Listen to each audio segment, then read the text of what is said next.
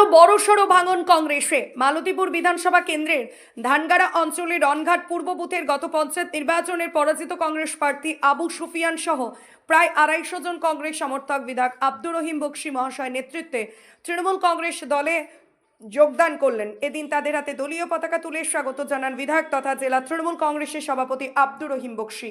আজকে আমরা ধানগাড়া অঞ্চলে উপস্থিত আছি।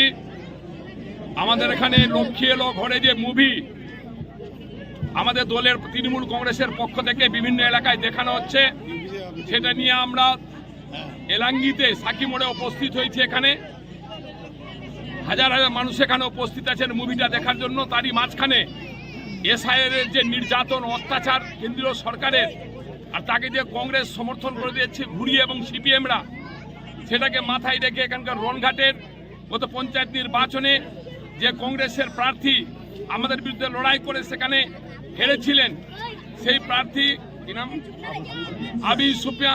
আবু সুফিয়ান তার সমস্ত দলবল নিয়ে রনঘাটের আজকে এসআইআর বিরুদ্ধে তীব্র প্রতিবাদ করে এবং মমতা ব্যানার্জি দিল্লিতে যে আন্দোলন সংগঠিত করছে তাকে পূর্ণাঙ্গরূপে সমর্থন করে তার প্রায় 300 কর্মীকে সাথে করে নিয়ে